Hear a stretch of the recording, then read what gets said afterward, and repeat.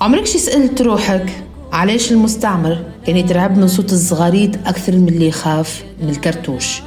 كيفاش بلاد كانت ميتة بالشر وشعب واكل الحلبة والروز باش يعيش ينجم يخرج من الأحياء القصديرية ويصنع أعظم ملحمة كرامة شافتها تونس.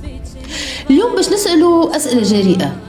زعما بالحق قادة الحركة الوطنية كانوا يلوجوا على الدم باش يحركوا القضية في العالم؟ كيفاش تبدلت سطوحات المدينة العربي لثكنات عسكرية سيرتها نساء ما يملكوا حتى سلاح؟ اليوم باش نحكيو التاريخ اللي ما قريتوهوش في الكتب الجافة، وركزوا معايا باش نرجعوا لنهار 9 أفريل 1938. قبل الملحمة تونس كانت تغلي من عام 1936 والجفاف ضارب البلاد، الأسعار شعلت فيها النار والزيت والسكر زادوا بنسبة 100%. التوانسة نزحوا للعاصمة وسكنوا في الملاسين وراس الطابية، بناو أكواخ، والمستعمر عامل تكية يفرق فيها في فضلات الماكلة والناس تسمي فيها سنوات الحلبة. وسط القهر هذا الحزب الحر الدستوري الجديد كان يغلي من داخل. محمود الماطري رئيس الحزب كان يميل للتهدئة ومن بعد استقال في ليلة رأس العام 1937. أما الشق الراديكالي بقيادة بورقيبة، منجي سليم وعلي بلهوان كانوا يحسوا أن اللغة مع فرنسا ما عادش توكل الخبز، كان لازم صدمة، كان لازم مواجهة. نهار 8 أفريل تونس خرجت عن بكرة أبيها علي بلهوان زعيم الشباب كيما ينادولو وقتها، قاد مسيرة تاريخية ب80,000 متظاهر. وشكون اللي كان في الصفة الأولى؟ النساء والصغار. المرأة التونسية نهار 8 أفريل كانت هي المنظمة، خرجوا باش يقولوا لفرنسا ميناش خايفين. في الوقت هذا بورقيبة كان هو والمنجي سليم يراقبوا في كل شيء، وحسب مذكرات علي المعاوي بورقيبة كان يتمنى نهار 8 أفريل يصير فيه الدم باش القضية تتداول، لكن المظاهرات وفات سلمية.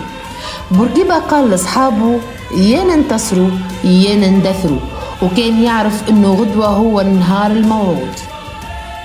الساعة الثانية متاع القايلة نهار 9 أفريل الكادحين والزواولة هبطوا من الأحياء الفقيرة وقصدوا قصر العدالة، والمطالب كانت واضحة وصريحة: برلمان تونسي وسيادة وطنية.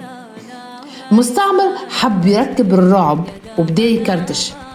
شهادات عز الدين عزوز تقول إنه التوانسة كانوا يتيحوا كالذبان تحت رصاص الجيش الفرنسي. وهنا بدلت اللعبة أول ما تدخلت المرأة التونسية. المرأة التونسية هوني قررت تاخذ بثارها، وفوق السطوحات متاع المدينة العربي عملوا خلايا مقاومة، وكانت الزغاريت هي الكود متاع الحرب. كانت الزغاريت اللي خرجوها نساء تونس تشعل الحماس في الرجال وتدوخ العسكر، وهنا بدات النساء يرموا في كل ما عندهم: مهرس نحاس، قصع، أثاث قديم، أي حاجة ثقيلة تطيح على رؤوس الجندرمية والشرطة. رجل مخابرات فرنسي يكتب في مذكراته بذهول، قال: عاصفة الفتنة هبت من فوق السطوح. المرأة التونسية حولت ديارها لقلاع دفاع، وعاونت المتظاهرين باش يهربوا في وسط الزقاق والزناقي. نهار 9 أفريل وفاه بمجزرة، أكثر من 22 شهيد في أوراق الرسمية ومئات الجرحى والمعتقلين، وعلى راسهم بورقيبة والمنجي سليم. فرنسا لهنا حلت الحزب وأعلنت حالة الطوارئ، لكنها خسرت المعركة الكبيرة. 9 أفريل أثبتوا أن الاستقلال ما يجيش بالمناورات السياسية في الصالونات، لكن يجي بصوت الكادحين وصغاريت النساء من فوق السطوحات. الدم اللي سال في نهج القصبة كان هو الصديق متاع الحرية في تونس. وهوني نقولوا رحم الله شهداء الوطن، وعاشت تونس حرة مستقلة برجالها ونساها.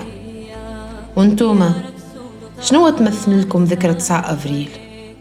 نستنى تعليقكم.